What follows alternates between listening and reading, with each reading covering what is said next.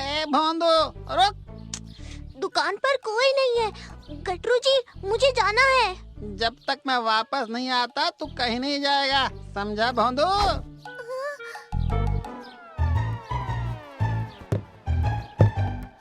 पर दुकान। देख, ये मेरे सोने के जूते हैं, आज ही नए बनवाए हैं। तू यहाँ खड़ा होकर इनकी रखवाली करना। पर जब तक मैं वापस नहीं आ जाता यहाँ से हिलना नहीं, नहीं तो।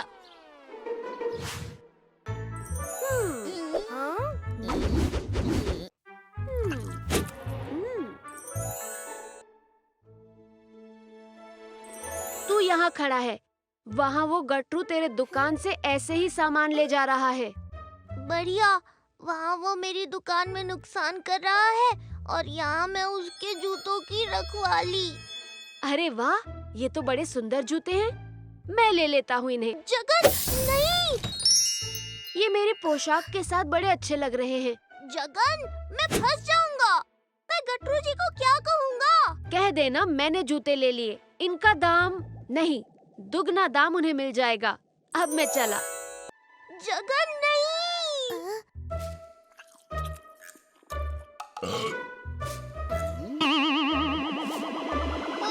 मेरे जूते! सेनापति जी, संबलपुर से गोता मंगवाया गया, वो भी सोने की तार का, और उसी से सोने के फूल बने, असली मोती जड़े हुए। और गटरू, हम समझ गए तुम्हारे जूते बड़े महंगे और बहुमूल्य थे। वो इस बलराम ने चुरा लिए। सेनापति काका, मैंने जूते नहीं चुराए, वो तो प्रभु जगन्नाथ ने ले लिए। जगत के नाथ को मेरे जूते क्यों चाहिए बताइए भला, वो भी बिना मोल दिए।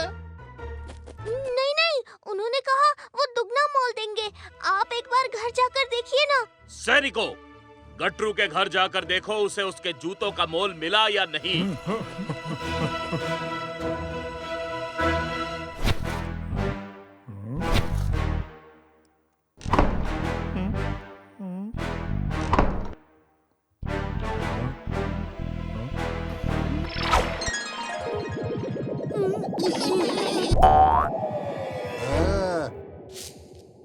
अरे छत पर भी देख लो, क्या पता वहाँ हो।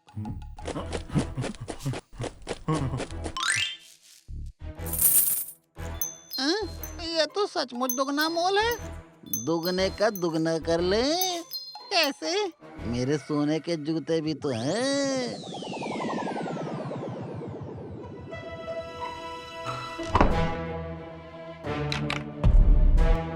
जूतों का मोल मिला? नहीं, पर मुझे पता है मेरे जूते यहीं मिलेंगे। सैनिकों, ढूंढो।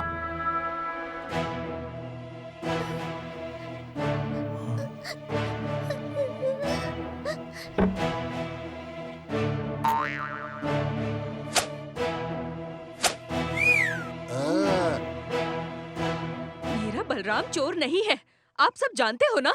जानता हूँ, पर बच्चा है, शायद इतने सुंदर जूते देखकर मन ललचा गया होगा। मैंने जूते नहीं चुराए सेनापति काका, सच में। पर जूते मिले तो इसी के घर से थे सेनापति जी।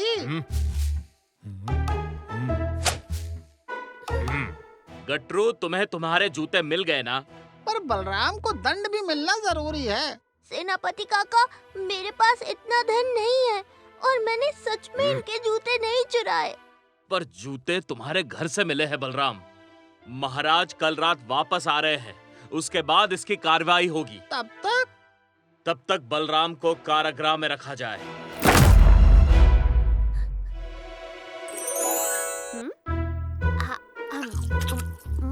अब यहाँ क्या करने आया है?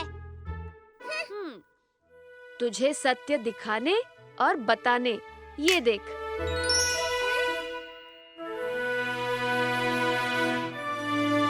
बलराम, जीवन में ऐसा कई बार होगा, दोष ना होते हुए भी निर्दोष लोगों पर लांछन लगेगा, पर धैर्य रखना, मैं सब ठीक कर दूंगा। तू अब क्या करेगा? मैं नहीं, अब मटरू करेगा। वो जो उसे करना बिल्कुल पसंद नहीं। ये जूते क्यों पहन रखे हैं सुबह सुबह? क्योंकि ये बड़े शुभ हैं। हमें धन दे गए और उस बलराम को दंड। आज पता नहीं और क्या दे जाएं। ए हट, हमारे बाग के फल खाएगी, वो भी निशुल्क? कतई नहीं। बहुत अच्छे भाई। फल ले लो, सड़े गले फल ले लो, दुगने दाम में सड़े गले फल ले लो। ए भाग यहाँ से, सड़े गले फल हम क्यों लेंगे? वो भी दुगने दाम में। ले लो, आपको आपके सुंदर जूतों की शपथ। मैं उड़ रहा हूँ, मेरे जूते जादुई हैं।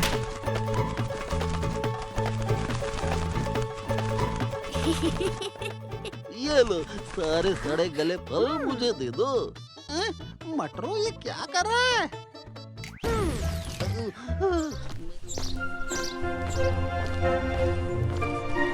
अरे बलराम, किसी खरगोश से दौड़ लगी है क्या? इतनी तेजी से कहाँ जा रहा है? जगन, आज संत श्री हरिराम जी आश्रम में प्रवचन दे रहे हैं। तू भी चल मेरे साथ। हाँ, क्यों नहीं? हरि बोल, हरि बोल, हरि बोल, हर क्षण हरि का नाम बोल, हरि बोल। पर हमें हर क्षण प्रभु का नाम क्यों लेना चाहिए? जो हर क्षण हरि का नाम लेता है, हरि उसका हर काज शुभ करते हैं। वानरों ने राम नाम जप से पानी में सेतु बना लिया। भक्त प्रहलाद ने विष्णु नाम जप से पत्थर के स्तंभ में से नरसिंह भगवान को प्रकट करवाया। बोल तो सही रहे हैं, पर तू यहाँ से क्यों ताली बजा रहा है बलराम? निकट जाकर प्रणाम कर उन्हें। अरे मैं सोच ही रहा था कि किसे प्रसाद बांटने के लिए कहूँ कि तुम स्वयं ही आ गए। क्या नाम है तुम्हारा? मैं बलराम, आप ही की तरह प्रभु भक्त हूँ। लाइए, मैं प्रसाद बांट देता हूँ।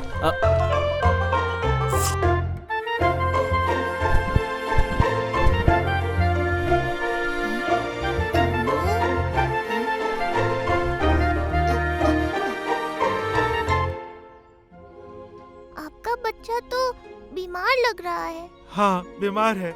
कोई वैद्य, कोई औषधि काम ही नहीं कर रही है। इसलिए हम बाबा का प्रवचन सुनने आए हैं। औषधि नहीं तो प्रभु के नाम से ही इससे कुछ आराम मिल जाए। आप यहीं रुकिए, कहीं जाना नहीं। सब प्रभु की इच्छा है। दुख, पीड़ा सब जीवन का अंश है। हमें इन सब के होते हुए भी प्रभु जगन्नाथ का नाम लेते रहना है। बलराम, जाओ, मेरा कमंडल ले आओ। प्रभु जगन्नाथ का नाम लेके इस बच्चे को थोड़ा पानी पिला दो। जय जगन्नाथ।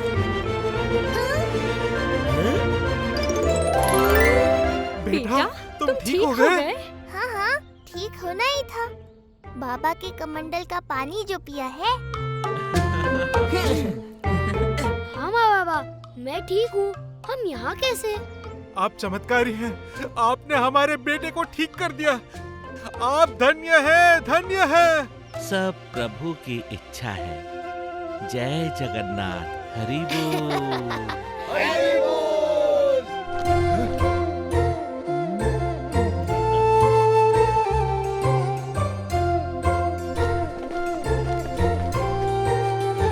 देर हो रही है बलराम, तुम्हें घर निकलना चाहिए। जो आज्ञा बाबा, मैं कल फिर आऊंगा। लगता है जगन भी चला गया। तुमने देखा जगन? बाबा की बातों में, उनकी भक्ति में, यहाँ तक कि उनके कमंडल के जल में भी बड़ी शक्ति है। बीमार बच्चे को चुटकी में ठीक कर दिया। मैं तो सब देखता हूँ, जो कोई नहीं देखता वो भी।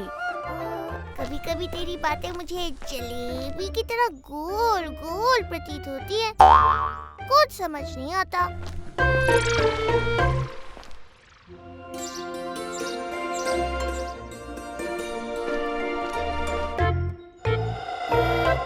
इतना आश्चर्यचकित मत हो बलराम, ये सब कल के चमत्कार का परिणाम है।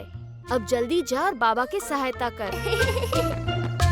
कहिए बाबा, आज क्या कार्य है मेरे लिए? बलराम, बड़े अच्छे समय पे आए हो। भीड़ बहुत है, मैं प्रवचन शुरू करता हूँ। तुम सब पीड़ित लोगों को कमंडल से पानी पिलाओ।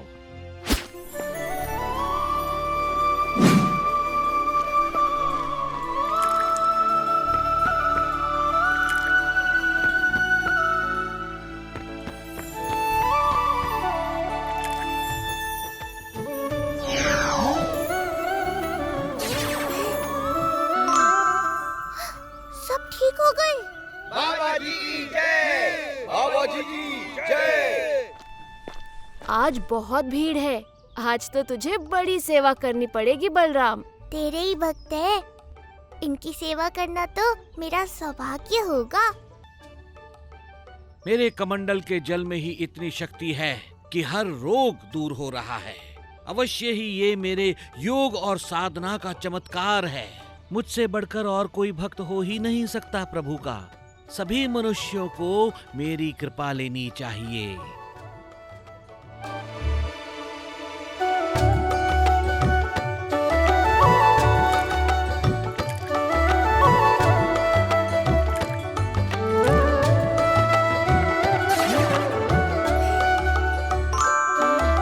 बाबा जी की जय, बाबा जी की जय, बाबा जी की जय। अरे रे, पीछे से प्रणाम करो। बाबा को देखता ही रहेगा या पानी भी पिलाएगा? अवश्य अवश्य।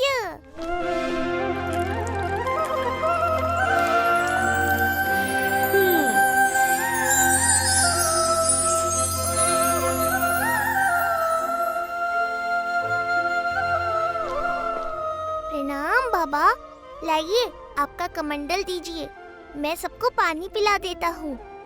आप अपना प्रवचन आरंभ कीजिए। वाह बलराम, अब तुम हमें बताओगे कि हमें क्या करना है। संत हम हैं या तुम? संत तो आप ही हैं बाबा। इन लोगों पर किसकी कृपा बरस रही है, मेरी या तुम्हारी बलराम? नहीं नहीं बाबा, मैं तो कुछ नहीं हूँ। आप प्रभु के इतने बड़े भक्त हो, आपकी महिमा है, प्रभु की कृपा है। बस, मुझे सेठ जी से न्योता आया है, तुम यहाँ के काम पूरे करो, मुझे जाना होगा। क्या हुआ? बाबा की डांट पड़ गई बलराम? संत महात्मा की डांट खाने से भी तो पुण्य ही प्राप्त होता है। चल, अभी मुझे बड़े काम है, चल।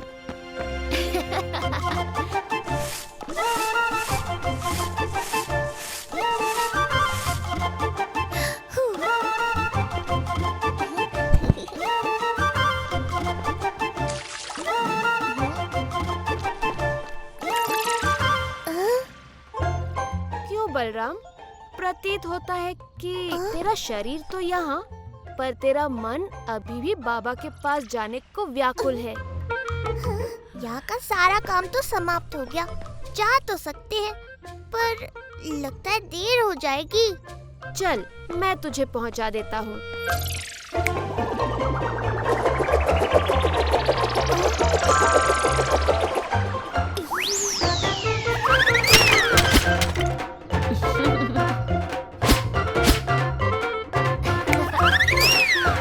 अरे जगन, इतनी तीव्र गति से नहीं, मुझे नीचे उतार।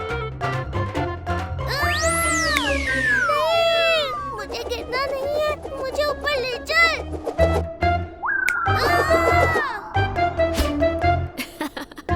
ये पत्ते तुझे सेठ के घर तक ले जाएंगे।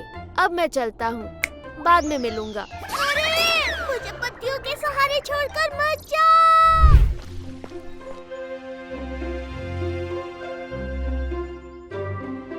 माननीय सेठ जी का बड़ा धन्यवाद जो इन्होंने मुझे यहाँ प्रवचन के लिए निमंत्रित किया।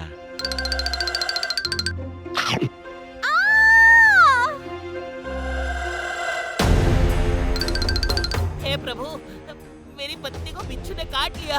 आप तो बड़े निष्ठावान हैं, चमत्कारी है बाबा जी। आप कृपया कुछ कीजिए।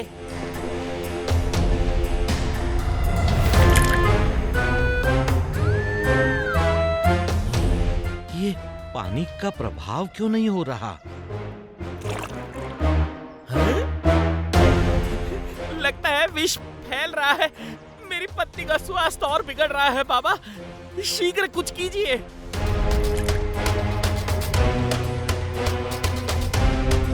नहीं, लगता है बाबा का चमत्कार काम नहीं कर रहा।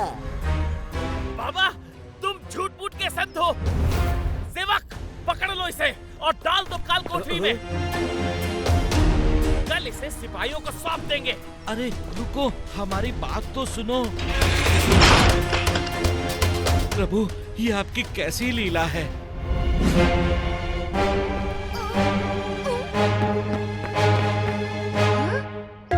ये क्या हो रहा है और सब रो क्यों रहे हैं? बाबा कहाँ है? उन्हें हमने बंदी बना लिया है। क्या? पर क्यों?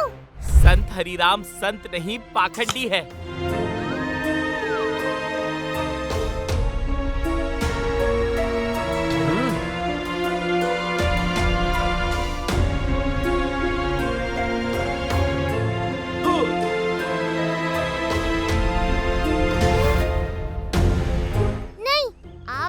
निष्ठावान संत के साथ ऐसा नहीं कर सकते। मुझे विश्वास है आप लोगों से ही कोई भूल हुई है। आप अभी उन्हें बाहर निकालिए। अरे ये रहा बाबा का कमंडल, इससे पानी पिलाइए, फिर देखिए आपकी पत्नी ठीक हो जाएगी। हे प्रभु जगन्नाथ, इन पर कृपा करो, कृपा करो। तुम ठीक हो गई? माँ, अरे ये तो चमत्कार ही हो गया। अरे ये क्या, ये तो चमत्कार ही हो गया। क्षमा करें बाबा, इन सब की तरफ से मैं आपसे क्षमा मांगता हूँ। हमें क्षमा कर दीजिए बाबा, हमसे बहुत बड़ी भूल हो गई थी। नहीं, भूल तो मुझसे हो गई थी। मैं कुछ समय के लिए अहंकारी हो गया था। अहंकार संतों को शोभा नहीं देता। मैं या मुझसे कुछ नहीं होता, सब प्रभु की ही इच्छा होती है। बाबा, मार्ग से भटकाने वाला भी वही है, भक्तों को रास्ता दिखाने वाला भी वही है। तुमने सही कहा बलराम। जय जगन्नाथ। तुम्हें बड़ा विश्वास था ना बाबा पर? सच्ची शक्ति तो इसी विश्वास की है बलराम।